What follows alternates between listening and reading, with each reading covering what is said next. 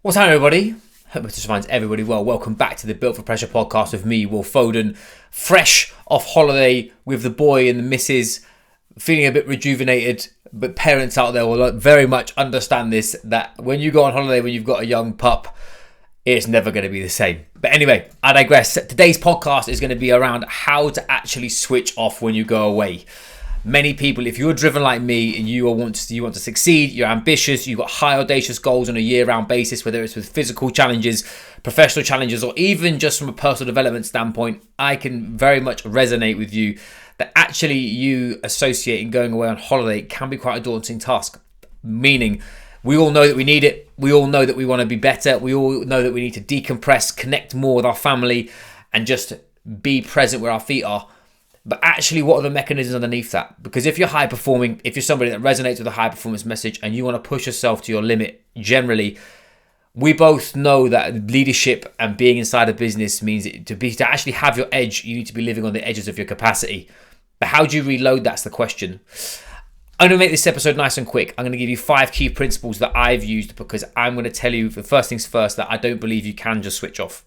If you are ambitious and you want to drive yourself not as hard as you possibly can, you can't think of this high performance thing and this business thing and this leadership thing as a light switch. It doesn't just switch off, because your personal standards, how you operate with yourself, how you want to achieve and push yourself more actually stems from the habits that have been ingrained into your process for a long period of time. And if they're not ingrained into your process and they used to be, you'd understand why that you have them. So actually understanding these 5 principles will actually give you the keys to your car back, allow you to have more stillness within your process, how you be more connected whilst you're away, but also not lose sight of the big picture, which is that when you do come back, you want to be cooking on absolute gas. So first things first, and verse number 1 is you can't be on unless you're off. Understanding that you have boundaries whilst you're away is massively imperative. How many of you want to just check your messages or just check this or check that? Me and Rachel have a communication process when it comes down to me being away. There is either we're on a full, absolute decompressed holiday where it is full shadow mode, no one's talking to me. I'm heading off to British Columbia in September for a family holiday with the Fosters, Brad and Gemma, on a massive adventure. That is going to be where I actually have time off away from my business. Vice versa, going away on this holiday, it was also known that I've got the immersion in Saudi Arabia next week. Shout out to the guys and ladies who've already got involved. If you are looking to, if you are in the Saudi or UAE and would like to learn more, please DM me the word, say immersion, and I'll send that to you. Vice versa, I've got that the week after. I've got a Make It Count workout in Dursley with the guys from the Built for Pressure team. And also I'm doing some work with Holistic High Performance with Kira and her crew. So there's a lot going on. So actually fully stepping back for me personally was quite a scary task. But actually knowing that instead of me thinking, actually, do you know what, I'm going to separate it and not going to speak to anybody, I compartmentalized my holiday and had time blocks where I was actually able to use my phone, make sure I had client comms, make sure I dialed everything back. And I'd set myself up before I went away. So everyone's programs was locked in, everyone's action plans were sent, everyone knew what they were doing whilst I was away, and all it was client communication. The smallest piece of that puzzle is keeping my business ticking forward. Now, many people will be distinguishing and listening to this, and they've got huge teams. If you've got a team, you've got people underneath you that can do your job, kudos to you. Absolutely, you should then be able to step off, and those boundaries should be even more rigid. Me, I work for myself. I've got a small team inside there who help with the admin side of things as well as social media, but actual coaching is all me. This means that actually what I have to actually understand is that my business is me and I am my business. It is part of what we do, and I've integrated that into my process. So recognizing that's imperative. Number 2. Is how I frame this is probably one of the biggest things that I use. Is creativity doesn't come from being in your business. Creativity comes when you're relaxed, when you're allowed to just explore, when you're allowed to just actually be, and more to the point, when you are tools down. Most people want to actually achieve and push themselves further and want to, whatever it's client acquisition, more money, more impact, freedom, whatever business metric, and they do it whilst being fully focused and zoomed in on what they're doing. Where actually, creativity, curiosity, and the ability for you to think outside the box actually stems from when you are in a different place. Me personally, I had a weird dad moment where I was sat there watching George, and he's just learned how to walk, which is, parents will know, now it's carnage. He is absolutely everywhere and into everything. But watching him playing around in the sand and just looking at the sea, because he'd never really seen it and understood it before. And for me, it gave me a huge slap in the face in relation to how I want to operate, how I want my business to work for me, how I want people to be associated with me, with inside my business, because also there is a huge point that I want this to be a vessel that gives my family freedom, the ability to travel, to explore, to see cool things, be part of what I'm doing. I think a lot of people in the corporate space, especially, they get stuck in this gap between, do you know what I'm going to do is I'm going to send it for 25 years and forget that actually the bigger picture of this is I had that moment where I realized that actually none of this matters apart from giving that boy opportunity and obviously looking after my missus. But that for me was huge, and understanding that actually now I've had different ways to think. I've thought about different ways of processes. I found that I had the opportunity for me to,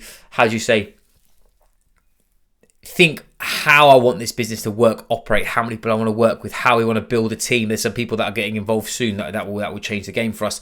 But vice versa, the level of impact that I want, the level of the game that I want to play. I think when people talk about leadership and they talk about business ownership and this kind of stuff, and everyone talks around the likes of Alex Hormozy and this kind of thing, I would not change my life for his, because I don't want to work 18 hours a day. I don't want to not see my kid. I don't want to miss the small things in life. I don't want to feel that I have to be full send mode all the time. I'm building a tight-knit business that offers me the capacity to travel, have adventure, deliver the level of impact and status that I want, but also gives me the time and space for me to actually be part of my familial realm, which I think is massively important. It's a huge value of mine. 2, I think that snowballs into the process of actually, whilst going away, is I think some people who are wired like me, because you're falling out of routine, you blow the doors off. And I think it's not about blowing the doors off. The whole point about holiday is how do you actually regenerate and recuperate? And there's a physiological piece, there's a psychological piece, and there is an emotional piece too. From a physiological piece, everyone that goes to an all-you-can-eat buffet or goes to an all-inclusive, you've got 2 options. You can actually send yourself into oblivion and be that person that's eating chocolate biscuits for breakfast. And we're in Greece. There's very easy understanding of eating baklava every single meal the size of your head. But we didn't. Why?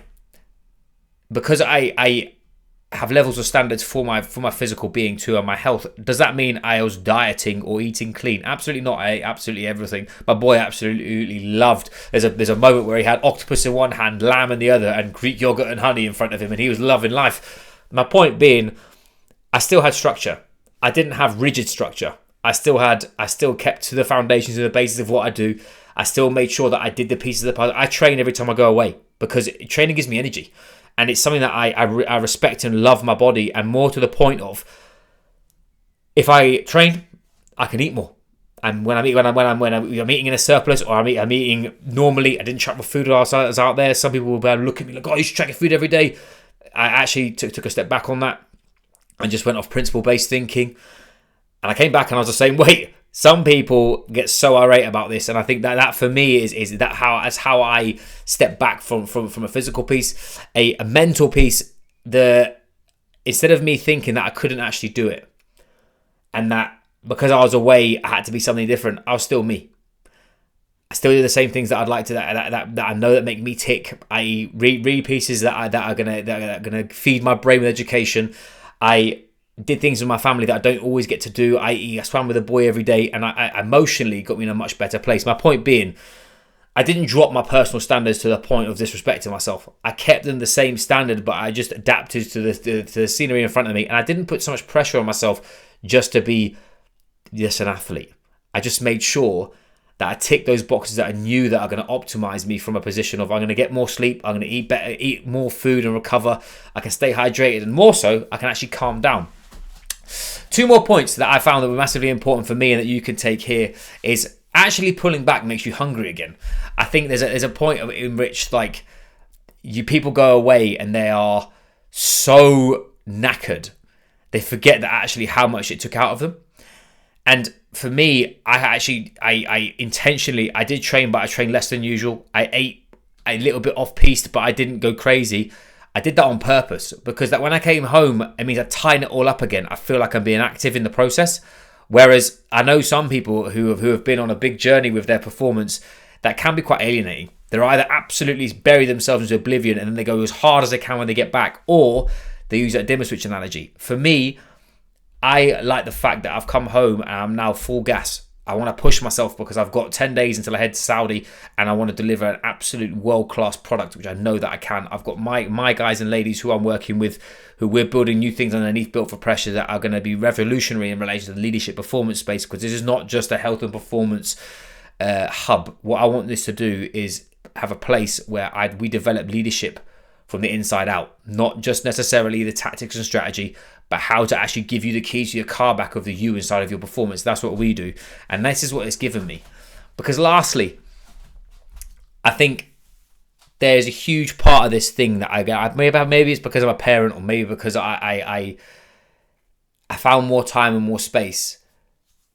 But a different environment allows you to totally ask different questions. And I've got notes on my phone. I've got notes that I wrote down. I wrote down a brain dump when Rachel was asleep and the boy was asleep, of just things that I was percolating in my mind that I haven't had time to actually unpack. Because when you're in it, you can't work on it, and when you're on it, you can't work in it. And I think, like I said when I talked about this dimmer switch, I love to write and explore. I love to be creative. I love to think about the big picture and about how I can deliver a better version of me. So my personal development, my professional development, and my physical development are all parts of the same thing. Whereas many people take them as singular things. They don't actually think and understand that there's a bigger piece of that puzzle. And when you're away, when you're on holiday, it gives you that spark again of actually like what you're doing this all for. And I had, as I said, parents out there, shout out to every single parent out there that will know this, is that no one ever is going to challenge your why. Because if you've got a kid, you don't need to be asked that question. You need to ask what that what is. And understanding what that means long term. So for me, those are my 5 principles that I wrote down that I found were really beneficial for me being on holiday. If you can't switch off on holiday, but more to the point, you can't turn it back on when you get off holiday, and you are struggling to understand the difference between energy management, time management, productivity, you actually performing when it matters, all those big keys of the puzzle, this next couple of episodes that are going to be coming in for the Built for Pressure podcast are going to be massively important for you, not only to give you the keys to your car back of that, but give you some strategies around that too. So anyway, I digress. Forgive me for being a bit late. Long day yesterday traveling. The boy was actually, to be fair to him, it was epic.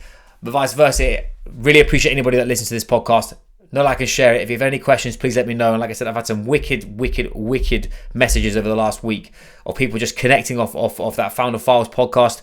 I'm releasing the second one that I did with Dave and the team, which was around lifelines, which was more around the gut health side of things and sort of the nutrition protocols.